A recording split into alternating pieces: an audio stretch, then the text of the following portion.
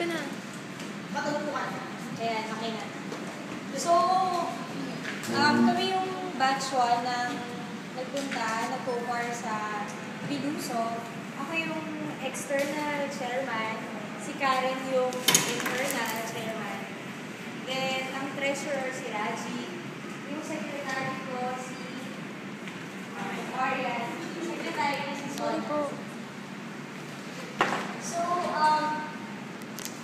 upon stay namin dun sa community, meron kami na buong tatlong committee. Una is yung Central Community Development Committee, headed by President. Ang pinaka-focus nila is the formation of the next is your committee, which is nakafocus sa school sa Biluso. Then focuses on rehabilitation and choosing dun sa now, specifically, sa city, as part ng committee na yun, naka-form kami na isang group. Yung name na core group na yun is Barangay Biluso core group. Meron ako 6 members. Ang president is kay Ma'am Magdalena Tramo. Ang vice president ko is si Ma'am Jean Olido. Secretary is Ma'am Andrea Bordugo. Treasurer is Ma'am Gabriela Raza. Then, ang auditor namin is Sir Ernest Villanueva. Then, meron pa kami isang member na si Ma'am Yoli. Ngayon, yung election na naganap is hindi siya yung formal election. Appointee lang yun. Parang nag-appoint lang kasi nga kulang kami sa members. Now, i-recommend ko sa next na magsisiti or sa external chairman na next, i-recommend ko is kung makakahanap pa kayo ng other members ng core group. If merong willing na maging part ng core group na yun. Then, ang isang recommendation ko lang din, kasi nung nag-stay kami doon, medyo hindi pa sila ganun ka-united. Kasi ang ginawa namin is, yung dating core group ng FEU, with the dating core group ng FEC, nagpunta is pinag-combine namin. So, syempre, may differences pa yun, medyo hindi pa comfortable sa isa't isa. So, I would recommend na self-awareness and team building para sa kanila na core group. Then, sa city, nag-project kami ng caroling, which is last week yun, 2 nights, then itong 1 day lang, afternoon. Nakakala kami ng 3,000 and 1,055. So, ang allocation ng budget na yun, pinag-usapan yun ng core group. Then, nakapag-decide kami na ang allocation is para sa and sa Model Branch shares. Ngayon, nagkasundo ng ating shares sa health center at sa church. So, last Monday night, nakabili kami ng 50 shares. So, ang nagastos is 7. May natira pa ng money na 10 yung PPF is 1,1. And roughly, ang natirang money is 955. Nasa core group, nasa treasurer, may mga edad, may mga girlfriend. Then, yun nga, nag-carry kami, then yun yung na-iwan namin doon for committee namin. Then, sa school naman, what they did is, nag-assess sila from grades 4 to 5 ng self-assessment. 4 to 6, nutritional assessment, and physical assessment. Then, nag-come up sila ng summary na ang pinaka-focus, magiging focus sana ng mga additional programs pa is more on oral. Kasi marami silang na dental problems sa mga grades. And majority ng pupils from grades 4 to 6 may mga late. So, recommendation lang for the next na magpupunta sa yung batch 2 na magiging part ng school committee is pwede nito yung basis yung assessment or gagawin nyo talagang basis yung assessment ng batch 1 na school committee para magpunta kayo na or mag-plan kayo ng programs.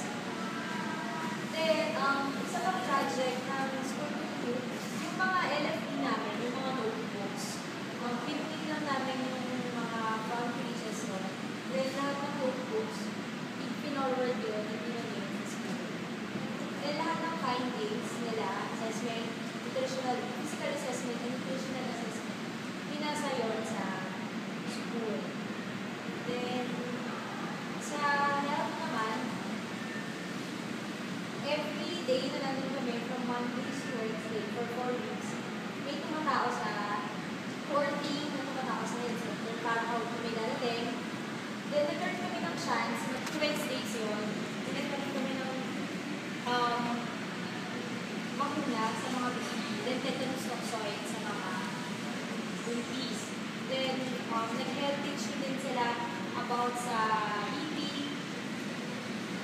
sa blood pressure sa mga may hypertension, as well as nag-health teaching din sa mga buntis, yung unang yaka. Yun yung ginawa namin last itong Wednesday lang.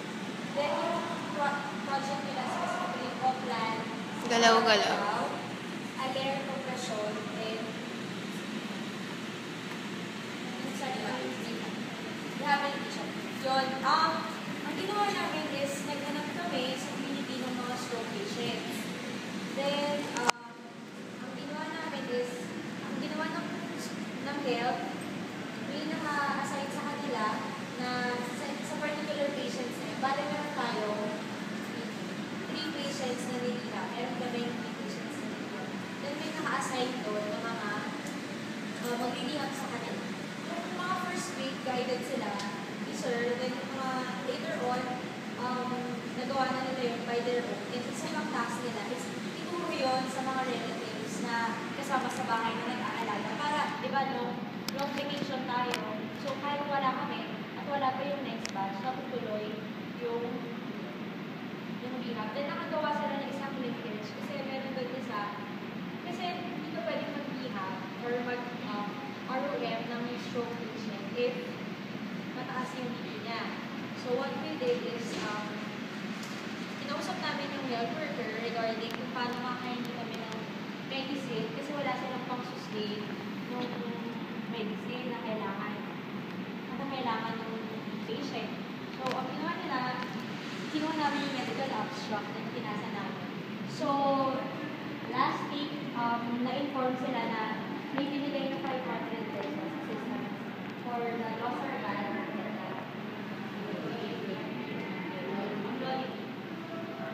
So, isa pa nilang project is every morning, meron silang improvements.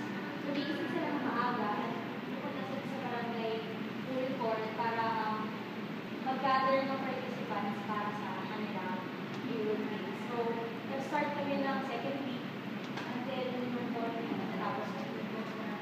Then, sa mismong central office, wherein naka-assign is kami na elected officers ng batch 1, nagkaroon kami ng testimonial dinner / Christmas party para sa community people, and then Thanksgiving na dinner for the barangay officials, barangay health workers, and supporting members na mag-pay kami ng Thanksgiving para sa pagtulong nila sa amin. So, nangyari yun yung Tuesday night. So, nag-prepare kami ng foods and games para sa mga kasali. Then, nag-assist din kami sa preparations, mga first meeting, offertory, sa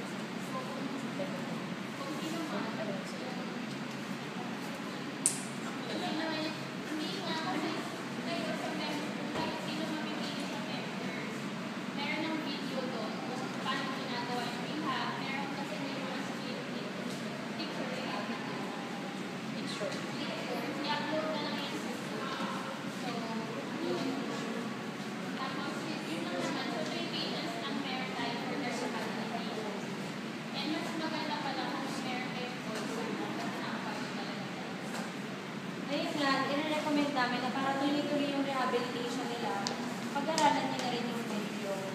Or, mas maganda nga kung lahat mag-aral para nice to know nyo na rin yun kung paano mag-rehab ng stroke patient. So, may in-upload silang video, panoorin nyo para yung mga magpili na mag-rehab is hindi na kayo tuturuan pa doon or hindi na kayo masyadong walang background tungkol sa pag-rehab.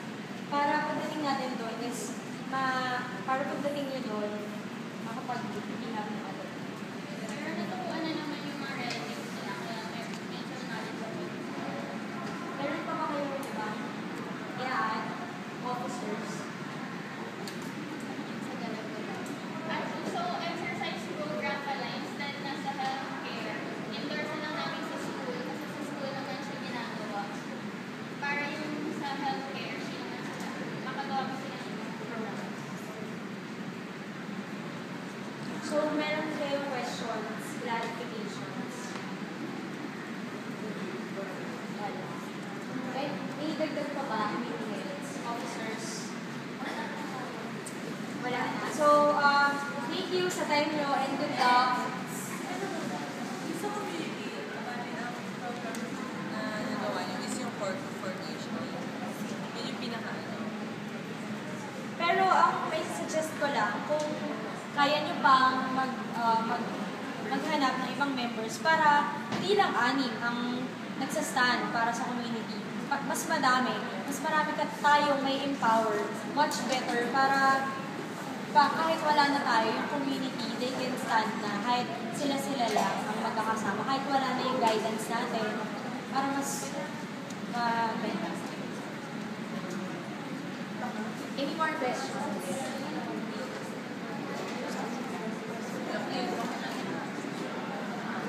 Questions?